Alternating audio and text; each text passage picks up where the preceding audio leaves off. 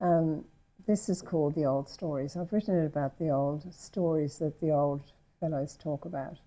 Some of the tales, I'm sure, are not true, but or they've been exaggerated over the years.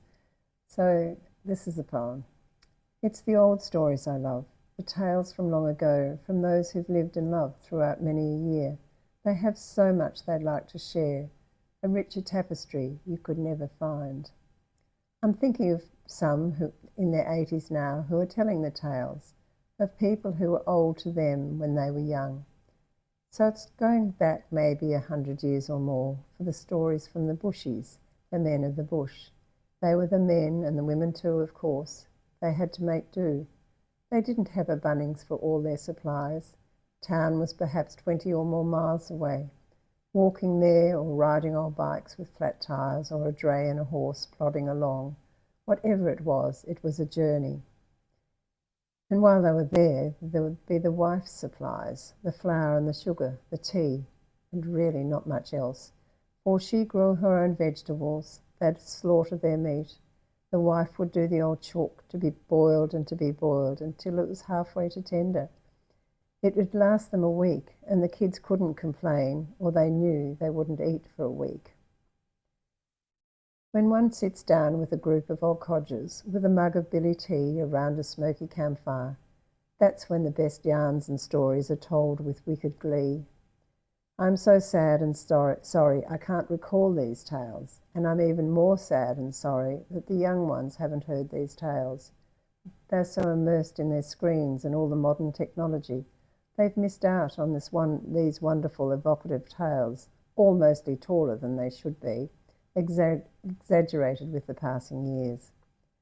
I wonder what they'll be sad about when they get to these ancient years, the stories they wish their children and their grandchildren could or would hear, when facts become like fiction, when we are left so far behind, not even a memory, just words on a gravestone, gone and forgotten.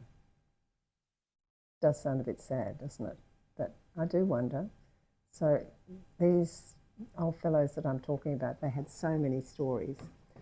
And I am sad that they've gone because, I don't remember.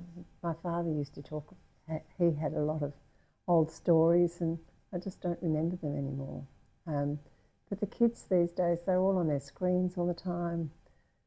And now there's all this AI stuff. And so how do they know what's true and what's really not? And then what are their stories that they're going to pass on to their children and grandchildren, and regret that their children and grandchildren don't know what they're talking about? I don't know. I think the world's going to be a vastly different place. So maybe we'll be back again. Maybe we'll just be watching down from our little star where we're sitting and watching, observing. I don't know. I don't know what's ahead. I'm not worried about being there. I just don't really quite like the fancy of the actual journey or whatever happens to get me up there.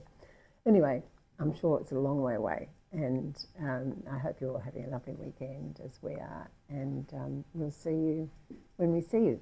Okay, bye. Take care.